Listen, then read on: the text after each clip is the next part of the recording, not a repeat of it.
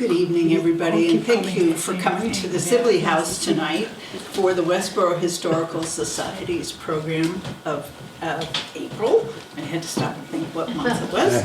And we have a very special guest here tonight, Gary Gregory. This house was built in 1844. Those of you who come often, you have heard the story, so I won't repeat all the details, but it's part of Westborough's history. We are very honored tonight to have Gary Gregory with us. He actually is a local, which is very nice. But his expertise is sought after all over the country. I'm going to read this because I took it right off your bio. Gary founded Lessons on Liberty in 2003 to give historically accurate educational tours of Boston's Freedom Trail. In 2005, he founded the printing office of Eads and Gill, a reproduction 18th century colonial print shop. He's been featured on several television programs, PBS, ESPN, History Channel, and even had a cameo during the home opening game of the 2018 Patriots football season. He has also hosted groups from several prominent colleges and universities, Harvard, BU, BC, Suffolk, and the Naval War College. And I thought, if he didn't mind, originally this program was going to be earlier in the month, but unfortunately he had a last-minute conflict. He had to go to Ticonderoga. So I thought it would be really interesting to know a little more about what was going on at Ticonderoga. If you're willing to share with us, we'd love to hear it. This is my first slide. Well, thank you. And, thank you very much. Yes. Well, thank you everybody for coming out. This is a fun talk, and local history is really important. And you realize that I had my own experience here. We're going to go through that about Wyatt's experience, and the man that kind of made it happen is Tony Viv right there. He was the local history librarian. And so he's the one that introduced me to the local history library place and all the crazy things they have there that are wonderful to see. So we're going to talk about some of those things.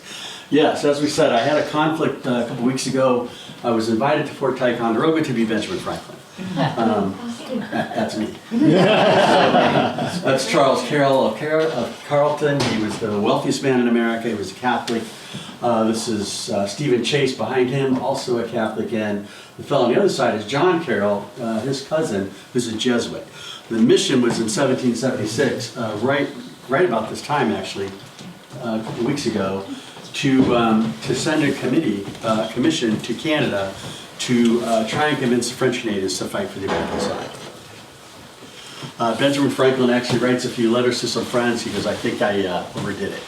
I don't think I'm going to make it." He actually thought he was going to die on this trip. And if you've ever been to Lake Champlain, not even by car, it's a 4-hour ride from here, but this guy came from Philadelphia, went to Albany, and then went up the Hudson River all the way to Champlain and then on to Montreal. So this is not an easy ride in the spring of 1776.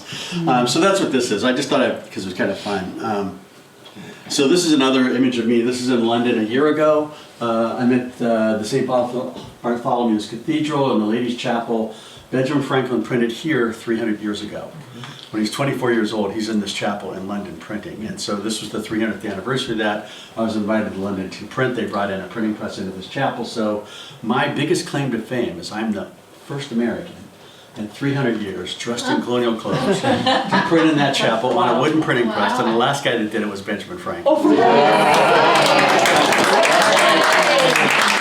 was just going to say it was probably the most epic thing I've ever done. It was really fun. All right, so the Revolution comes to Westborough. Now, when we learn about the Revolution, we're always thinking it's out to, it's Lexington and Concord, it's these places like this.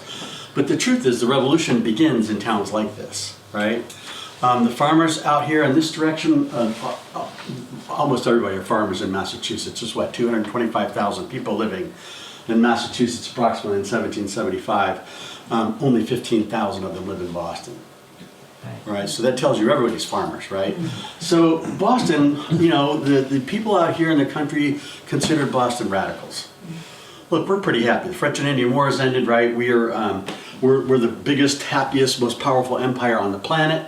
And it only took England, 3 or 4 years to screw it up. So, but people in the country are going to be slow, they have a slower fuse. They're going to take their time and think about things more.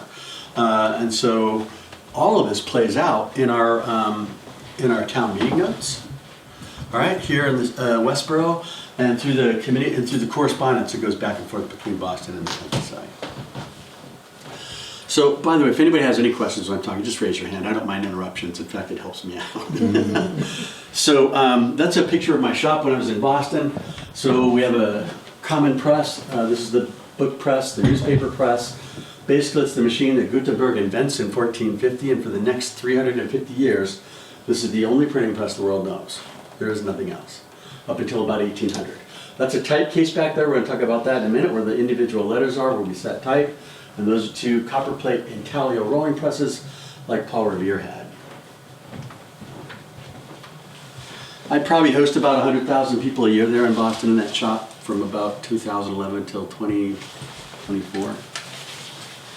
Okay, so we're going to talk about, number one, how newspapers and pamphlets were made and pictures were printed. We're going to talk about how news got out to the country here before 1775. We're going to talk about the provincial government, Watertown, Eads, and Thomas moving presses, and then some of the local documents that we have. So, how were they printed? This is the common press. I saw a picture of this already. They're built out of wood. All of this equipment comes from England. Not one bit of it is made here. Even the letters that we're going to talk about. So, this is it's called the common press because it's very common. They're not everywhere. Most major cities have a printing press, but they're not out in places like this yet. Right? So that's another shot of me at the case. So this is Faneuil Hall when I was in there. So that's the common press there. I bought that press, by the way, from Colonial Williamsburg. Turned out I called them up one day and they said they had a spare.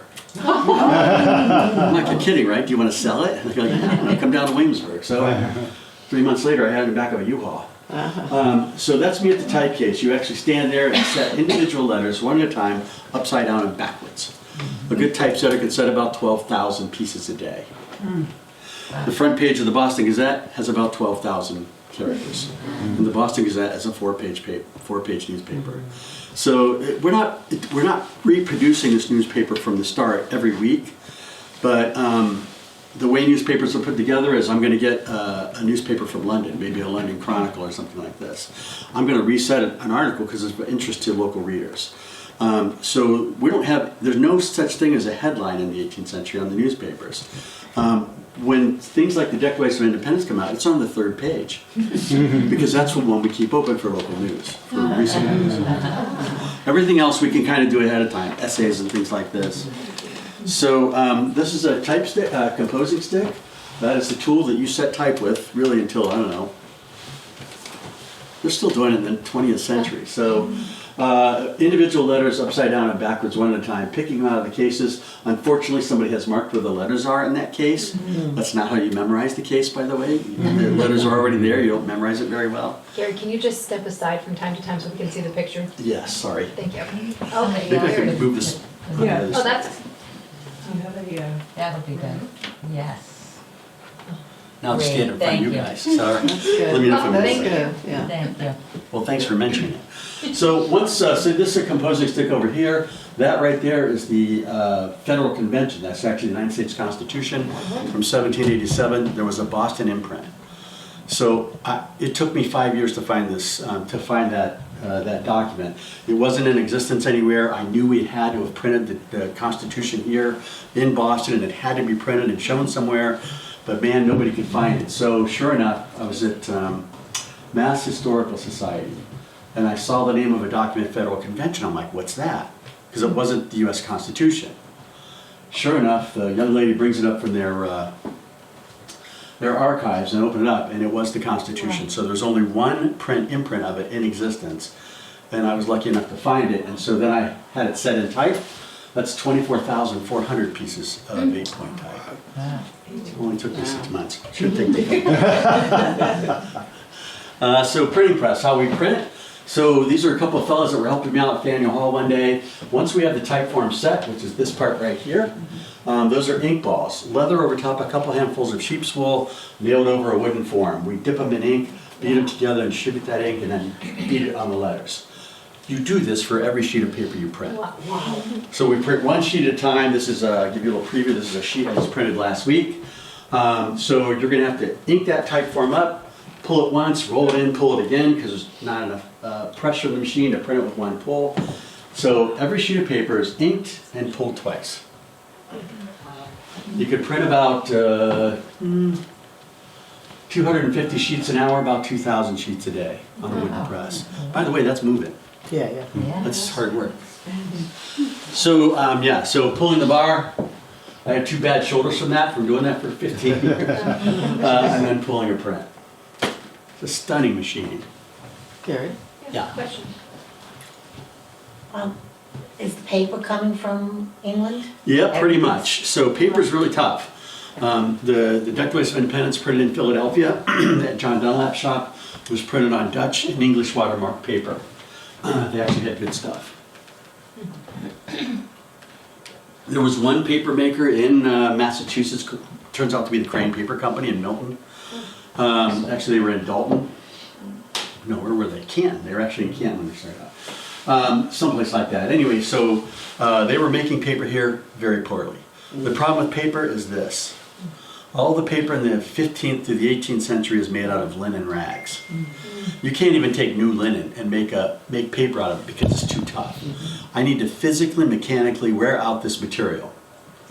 Right? And when linen goes down, well, I wear a lot of linen, so when it breaks down, poof, all of a sudden it goes. I stopped bothering to patch my shirts once I got a hole in them because I knew the whole thing's ready to break down, and that's when it's ready to make paper out of. Wow. You'll see during the Revolution, I mean, Continental Army officers are talking, we can't write orders for wanted paper. I've seen Declarations of Independence from Philadelphia, which are now worth $30 million, torn up and stuff written on them because they needed the paper. They weren't thinking ahead. So, yeah, so paper's a really crazy thing, and it's actually almost as hard today to get cotton, linen, paper as it was in the 18th century. Just can't find it. So the next kind of press is a rolling press. This is what Paul Revere uses to, forgot to get the damn thing out here. Copper plate is what Paul Revere uses to do his infamous Boston Massacre print. Anybody ever see this? Yes. Right? So the way that starts is with a copper plate. This is not that copper plate, but it's another one I had done of a map. It's called intaglio. So you take a very sharp tool, you transfer your image in here via a wax transfer process, get a big fat magnifying glass, and cut every line one at a time. By hand. And then when you're done, you've got a bunch of scratches on the copper. Well, those scratches hold ink. So to print this, I'm gonna ink up a plate on a jigger. I got a hot plate underneath that. It would have been coals in the 18th century.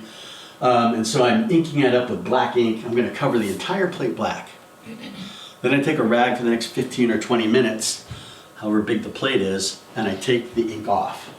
See that? So now I've got ink down in those scratches, and then I'm gonna print.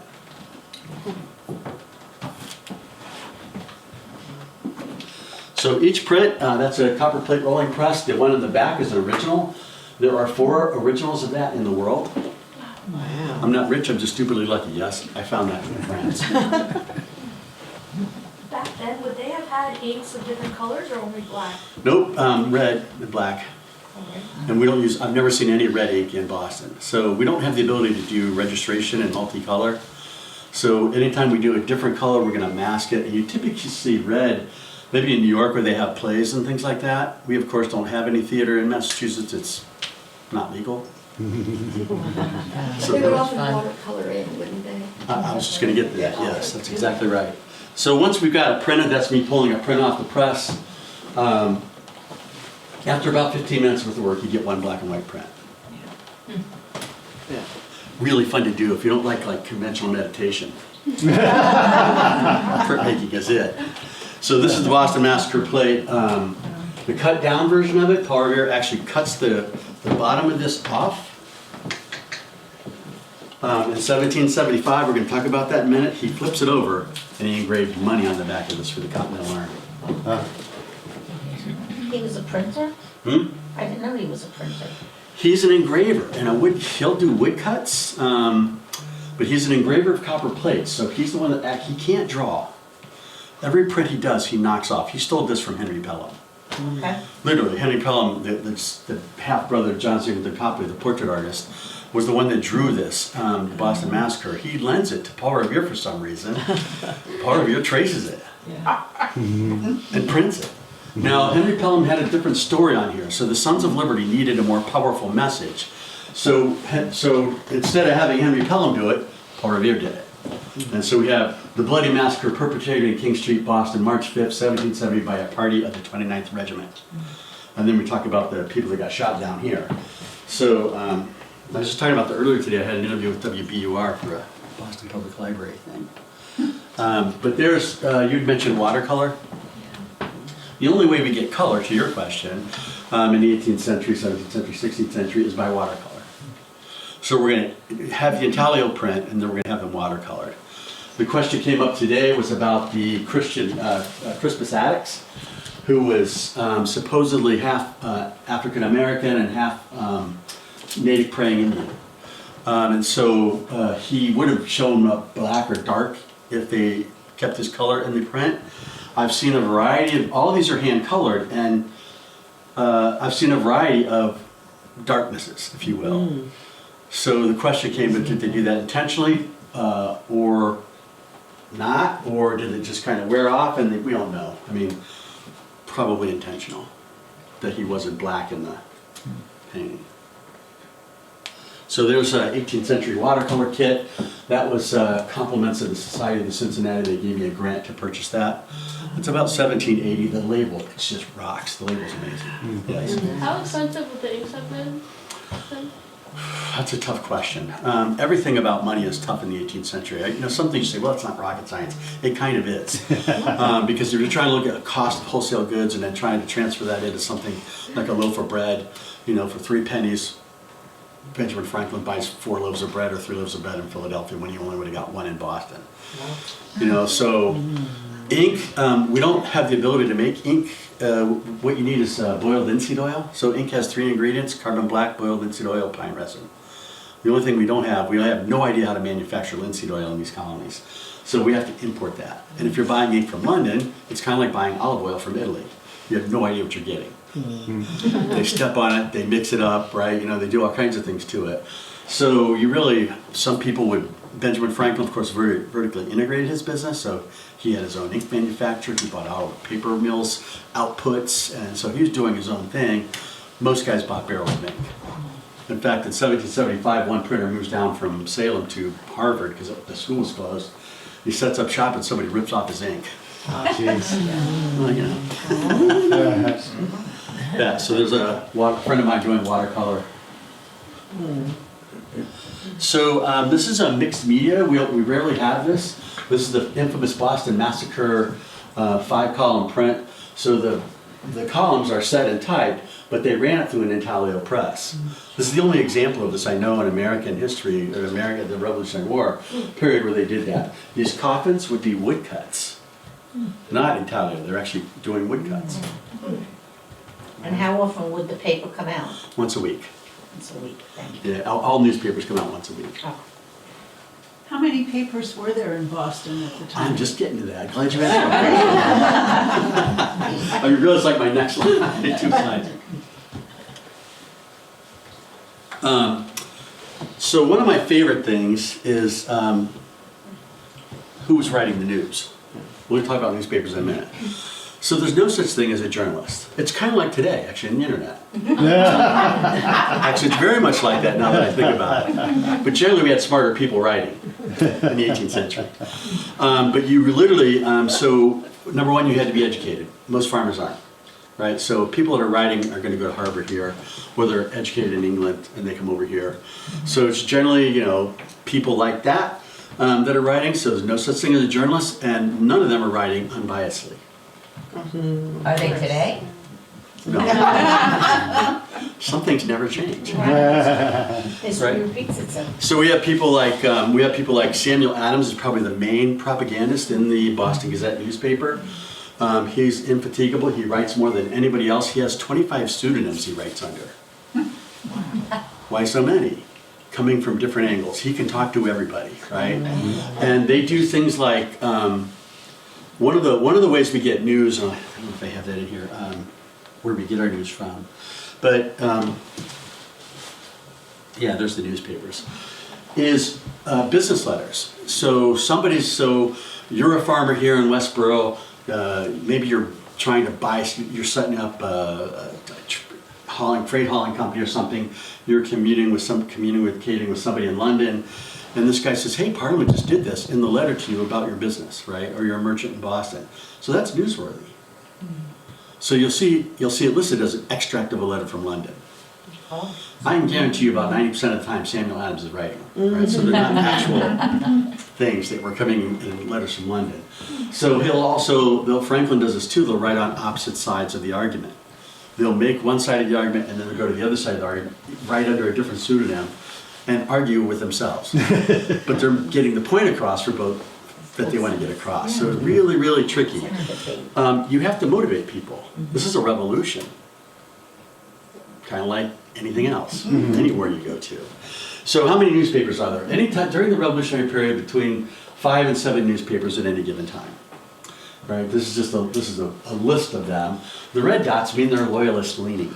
Oh.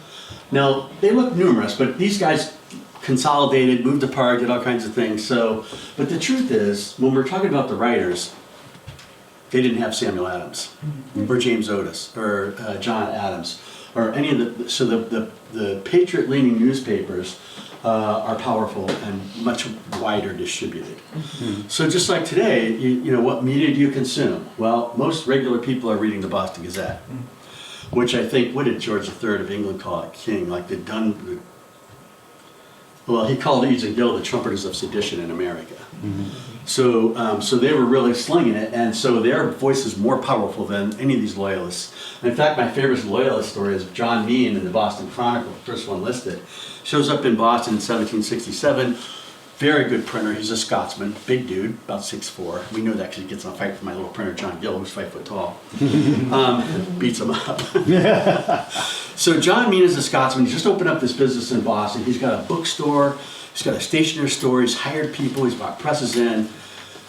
And then the non-importation agreement comes in Boston with the Townsend Acts. And somebody knocks on John Mean's door and says, hey, would you mind not importing stuff? You know, we're kind of trying to shut this down.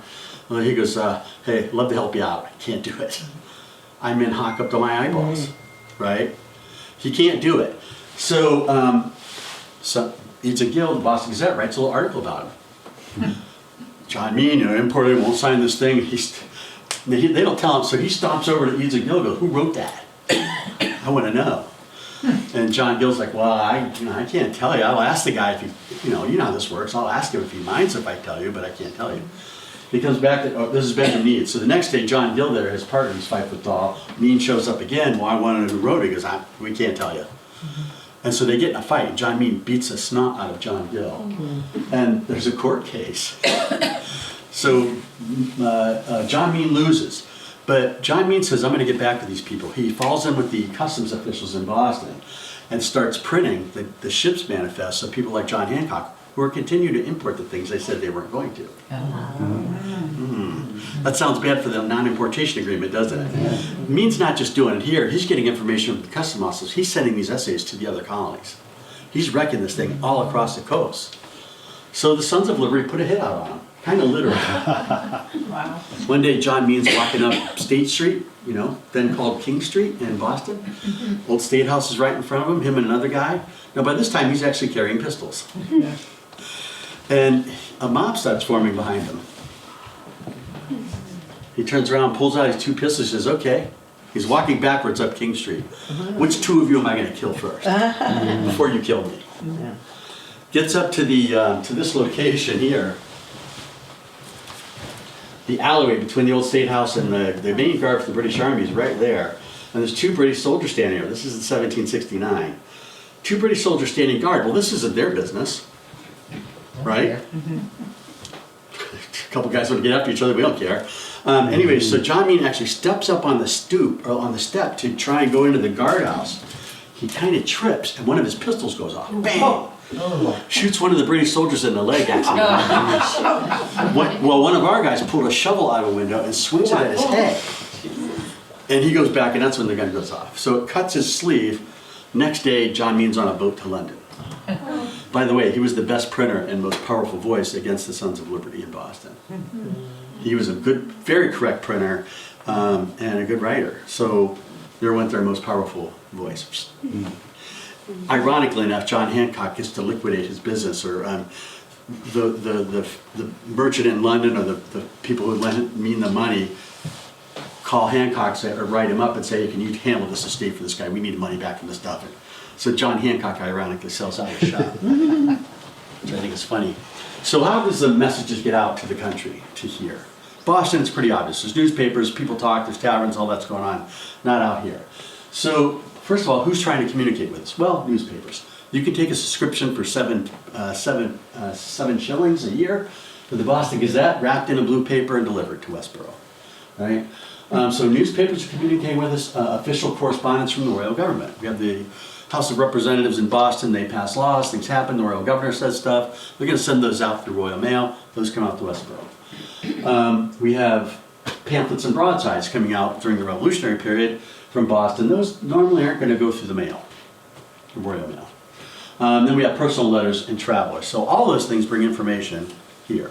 You're going to have people who are hauling grain or meat or things into Boston from the countryside here. They're going to go get information as well. So, and then what are the sources to communicate? Well, as I mentioned, newspapers are going to deliver it by mail, official correspondence by mail.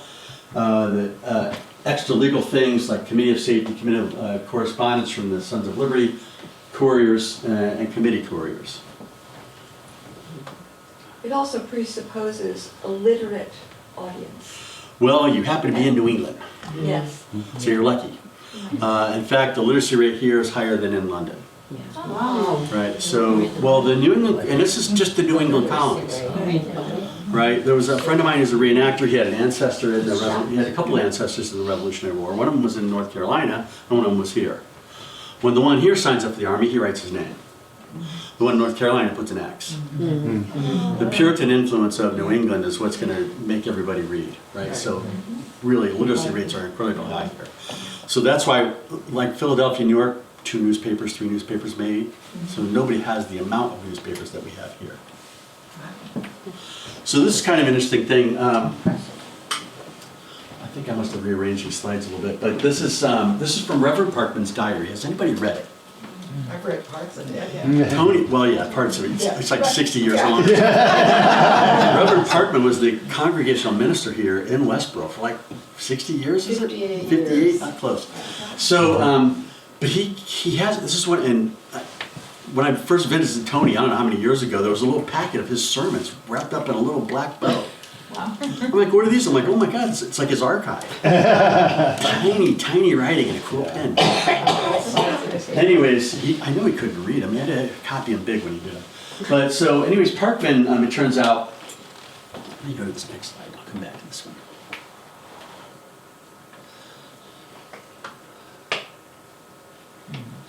So,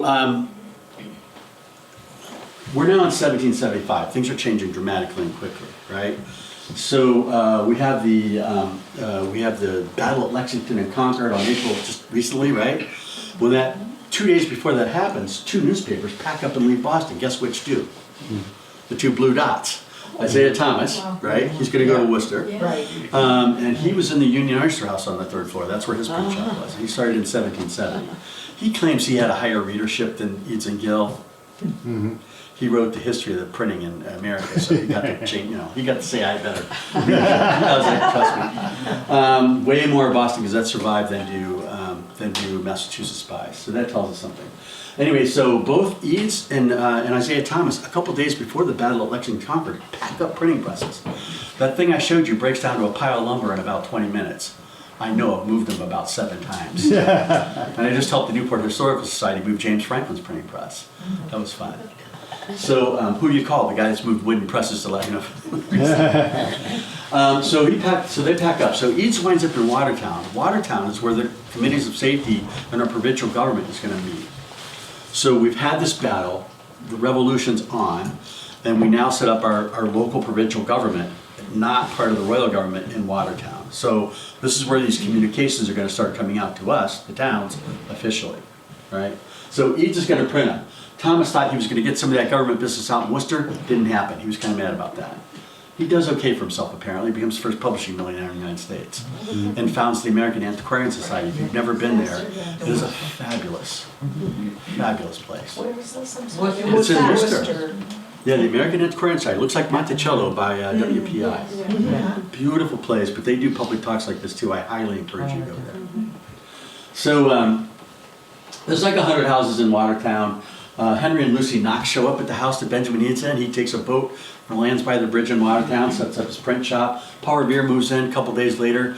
Revere had bribed, the city of Boston was clamped down, closed down after the Battle of Lexington and Concord, so they weren't letting people out. Paul Revere had to bribe a low-level officer in the British Army. I think he gave him a bottle of wine and some other kind of liquor, and he got a pass for his wife and kids. Wow. So they're going to join Benjamin Eads in the house where he's renting or where he's living in Watertown. I can't imagine what that place was like. Yeah, Henry Knox, he's a big guy. So both Eads and Thomas begin printing almost immediately. We've got a lot of correspondence to get out, right? So this is from Parkman's diary. I'll tell you if you read this. You know what the big theme of this time period is? Death. Yeah. It is everywhere. Dysentery, smallpox, distempers, you name it, man. Everybody's dropping like flies. It's really kind of sad to look at. Like, God, and you know another thing I think we forget about too, this localness, how much faith these people had, how religious they were, right? So here we are, Reverend Parkman, he's writing in his diary. I gave Mr. Lloyd 50, I assume that's pence, to pay Eads and Gill for a newspaper, for the news, for the year. Afterwards heard they moved out of Boston. Well, they moved to Watertown. That's what we're just talking about. Then he says, the next week, he gave my son Paul from Mr. Gift came last night to Cambridge. I gave him 25 pence old tenor to be delivered to Mr. Isaiah Thomas for his newspaper in Worcester. I just thought that was a cool snippet. For his spy? That's the name of it. That's the name of it. The Massachusetts Spy. Yeah. I missed that one. Thank you. There it is. So this is actually the first issue that Thomas prints in Worcester. It's Wednesday, May 3rd, 1775. And he's talking about the Battle of Lexington and Concord.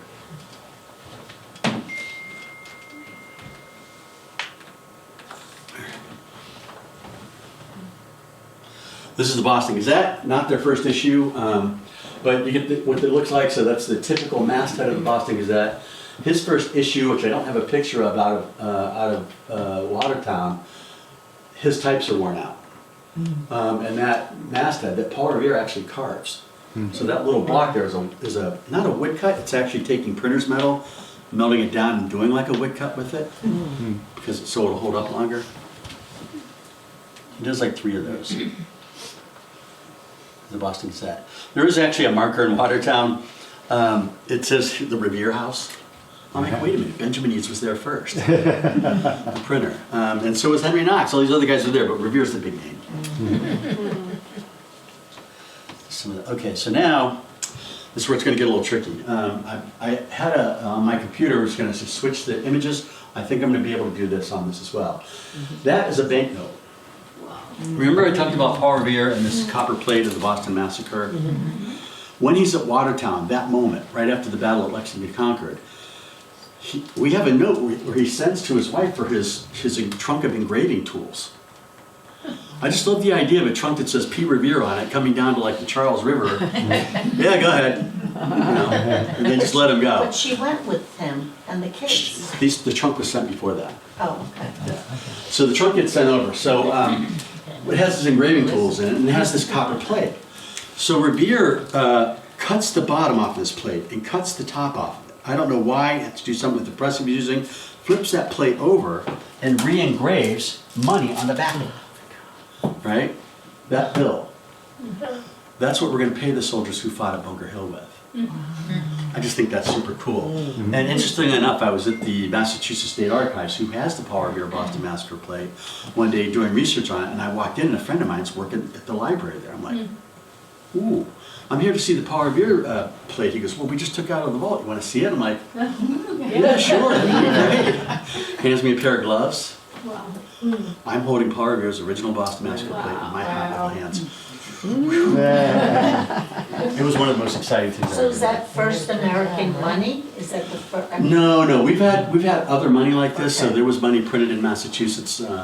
Benjamin Franklin actually probably does the first paper money. Okay. He can also cut things. So And who approved that? I Yeah, mean- was there money to back it in the bank no, somewhere?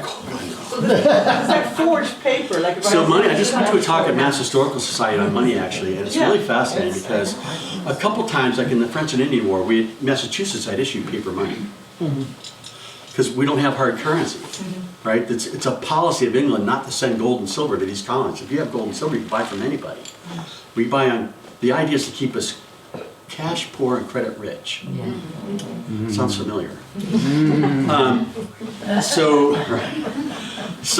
There's not a lot of cash around. So they start issuing bills, right? Like this. And the money that we start issuing out of Massachusetts and the continental currency is actually a promissory note to be worth something at some point in the future. Wow. Ooh, that's a tough sell. Right? So, in fact, when Benjamin Franklin goes to Canada on this mission in early 1776, our army has already been up there. They've taken several cities up there, but they've ruined their local credit. They don't have any money. They're trying to hand out this American paper money.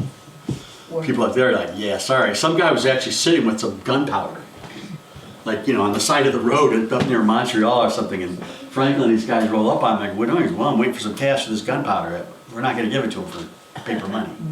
So Franklin takes out his purse and pays the guy. With Yeah, it was real money. coins. But the paper money was really a funny thing, and you have to, in order to, if you think about what this country's doing, we're fighting a war. And you have to pay farmers for food. One of the things, I'll show you, a couple things are coming up, talk about this, but you gotta pay people, and you have to, you're actually creating the country when you create the currency. Does that make sense? Yes. Yes. Like, you have to say that this is worth something. We are going to be a government going forward. It's a really interesting discussion about what money is. I mean, we could use wampum. Right? That was a form of money that was accepted, so. Anyways, I love this bill, it's pretty cool. So now we're gonna switch over to some other images. These are some of the things that start coming out of Watertown that are coming to Westborough. Okay. Let's see if I can do this. So we see this is order for bread from the committee of supplies to the selectmen or committee of correspondence in Westborough. This is what starts bringing this local. When you see something like this, you're like, this is my town. They're asking us for stuff. Yeah. What are they asking us for? So the quantity of bread daily expended by the Army raised by this colony for the preservation of the lives, liberty, and property of the inhabitants of this and other American colonies is very large. And you are sensible that a failure to supply this necessary and important article will attend with the most fatal consequences. They're asking us for bread. Right? And what I love about this, these are actual documents that are in the library's collection. Right? You can look at them. And somebody in this town had their hands on it. And we're going to respond to this. That to me is it just really brings it here, right? So the next one is interesting. So these are all basically the different districts or towns. And look at this really crummy paper. Talking about paper, this is bad paper. Probably made by Crane. In Provincial Congress, Watertown, June 29, 1775. Resolved that 13,000 coats be provided as soon as may be ready. Right? So now they're asking towns to make coats. I have a fashion show for you. For the militia? Yes, Yeah. for the militia at Charlestown, at Cambridge. So our army, after Lexington and Concord, are in Cambridge, Massachusetts. These are farmers from here, right? And from all towns across Massachusetts and other places. So they're asking for winter coats. So what they do with this, they actually send out a swatch of fabric. And this is the fabric. I sewed this myself, by the way. Really lousy job on the buttonholes. But this is a very thick brown wool. This is actually made in a mill in London in UK that made wool during the 18th century. So it's called Cochin and Phillips. They sent out this little swatch. We took one of those swatches, sent it to this mill, and that's what this is. But this is the pattern and the copy of that coat that they're asking Westborough for. Doesn't look very warm. It's very warm. It is. Oh gosh, yeah. But It's exceptionally warm. You don't need much in it. This is a good coat for the winter. But it's interesting, they got the wool from England. No, well, we don't, so that wool's, that's where we got the wool for these coats. Yeah. I don't know where they got, I don't know if they're making it locally, if they just have it, I don't know where the wool came from, honestly, here. Oh, But apparently they're asking us in Westborough. that's a lot of wool, because it's a lot of coats. That's right, it is a lot of wool, that's a lot of coats. Yeah. Westborough. 43 coats of these. And they went them sewn here. So they're donations. Everything's Yeah, donated. basically. They're asking for stockings and And all the kinds of breads, other, stockings. And the right? bread's donations. Yeah. Wow. Well, what do you want to do? Well, war bonds during World War II now. Yeah, we're not that it's, sophisticated. No, no, but I'm just saying. Yeah, that's right, how that's it's- right, yeah. That's how they're generated. There was one more. Oh, the one where they're asking for bread. That's something. I forgot this part on the bottom, which I think is really cool.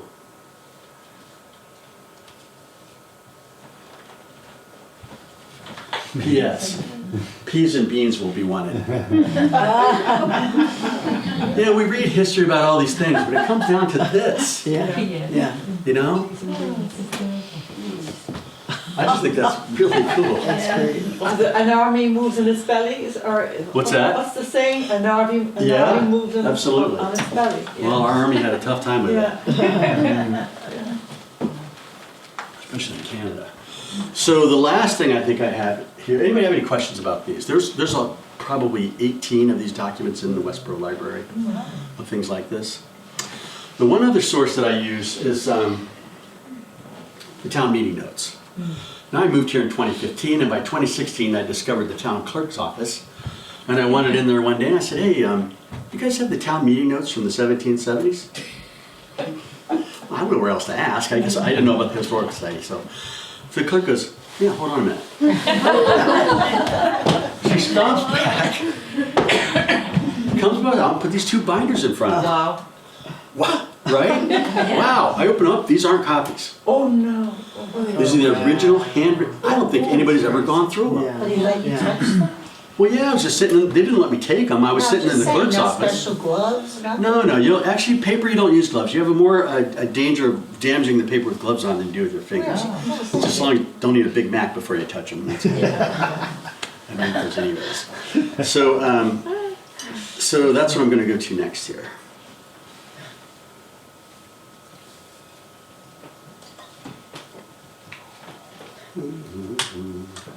I don't want to get out of it. I know they're here somewhere. Well, there we go. So I go through this. Now, before this, I get to the fall of 1774. Westborough orders a cannon. They buy a cannon, a 4-pound cannon. Then they get a committee to build a cannon carriage for it. And then they form an artillery company. They order 80 hatchets, 80 cartridge boxes, and 80 bayonets from local blacksmiths. In case of foreign invasion, they say. Well, you can't say in case of British invasion. We're still on the dime of the Royal Empire.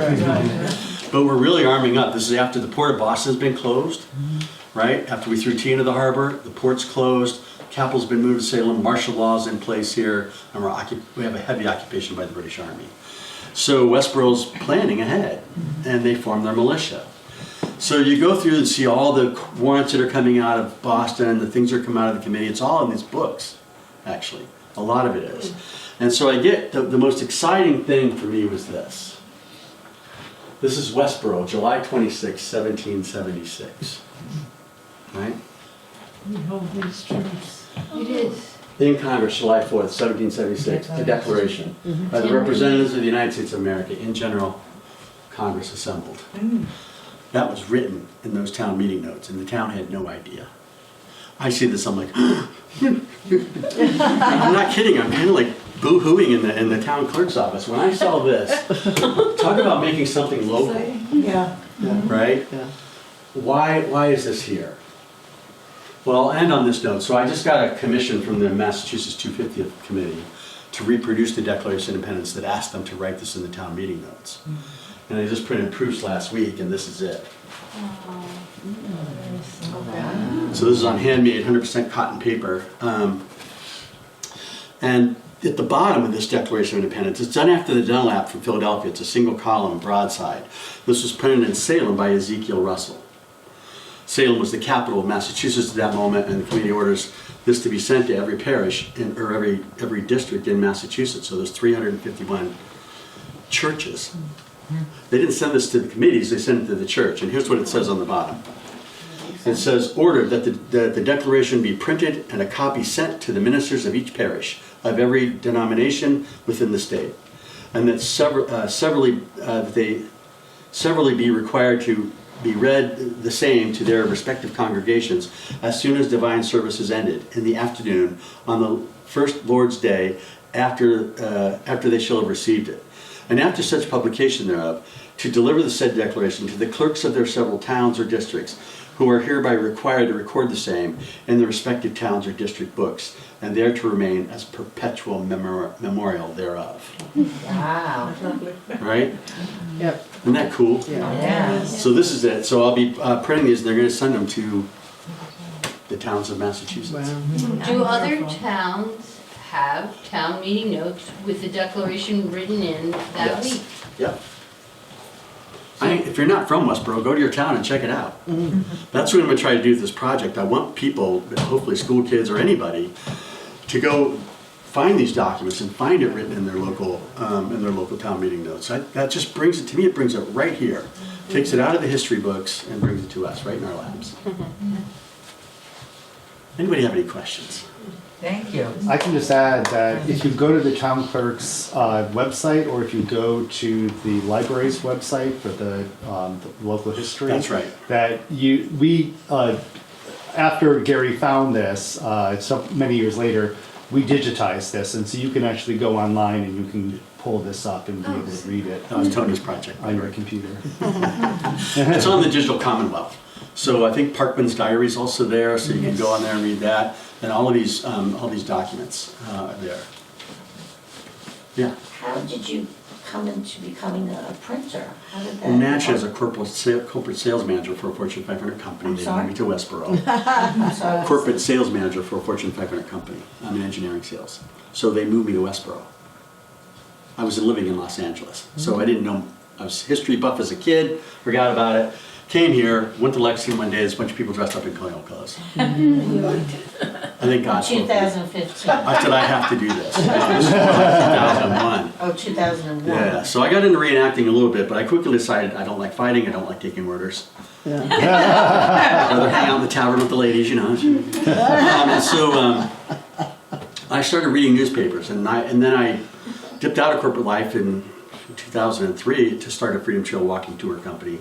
I started a nonprofit corporation called Lessons on Liberty, so that's what got me into But this. how'd you learn the printing and all Well, that? I kind of bought a printing press. You picked it up later in life, so. Oh, yeah.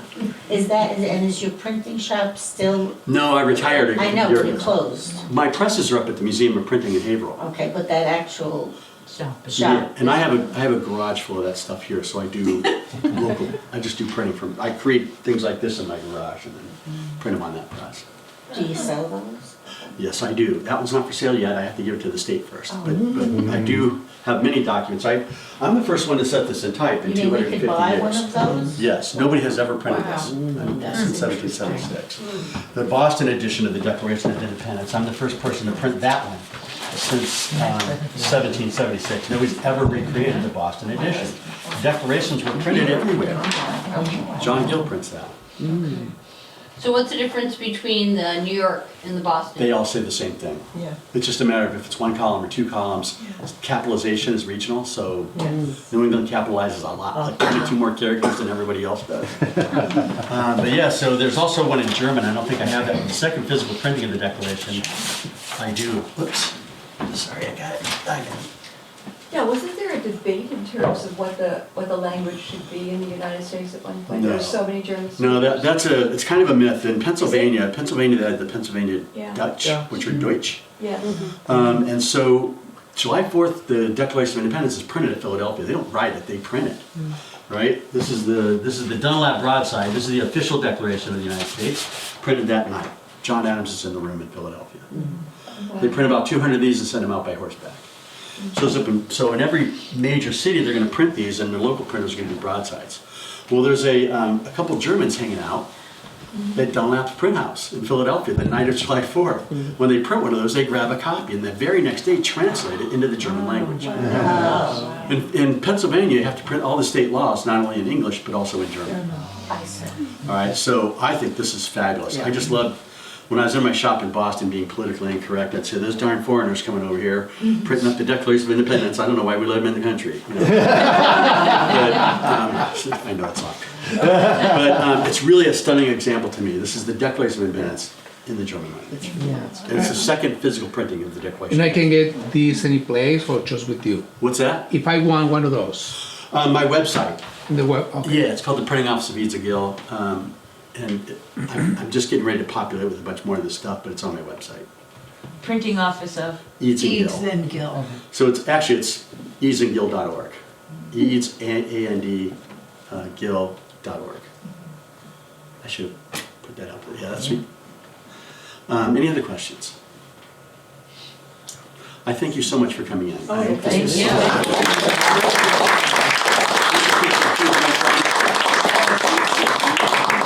Thank you. This is stuff that you're going to take a look at. I have a couple of things. Well, one of them is, I did a program last month on Abigail Adams' letters, and she wrote very poignantly about going to Boston to hear the Declaration read from the meeting house, from the Yeah, balcony you'll of see the it. meeting house. Meanwhile, she's battling, John's nowhere to be seen, he's busy with whatever. And she's battling smallpox. She's gotten herself inoculated, gotten her kids inoculated. The doctor didn't think one of them took, so he shot that child again. Everybody was sick. She had her whole family, not only, her extended family, her husband's extended family, but all the people that worked on their farm. She took care of all the house people, and so it took her a while to get to Boston, but because she was busy dealing with the smallpox. Well, that's what I was talking about earlier when I first got here, was the thing about Parkman's diary, because he's going to everybody's house that's sick, right? Yeah. I mean, there's a family here in Westborough, the father dies and all four of their kids from dysentery. I mean, and if it's not that, it's something else. Yes. Everybody's just sick like that, and they're just dropping like flies. Typhus. Right? Smallpox, I mean, they inoculate and they cut. Yeah. The line on it. I just wanted to go over 1 second the dates that are upcoming, but I have to get the right glasses or I'll be giving you the wrong dates. Thank you again. I'm happy to answer questions. so I have a question. I once heard that the terms uppercase and lowercase were where they came from in the case of type. Is that true? That is absolutely correct. So I didn't show it. I normally tell that. I'm off my game here a little bit. But yeah, so there's an uppercase that has the capital letters in it. And a lowercase that has the And that's the where the lowercase term letters in it, and that's it. And I have some of those at home. I can get this up, I'll show you. Uppercase and lowercase.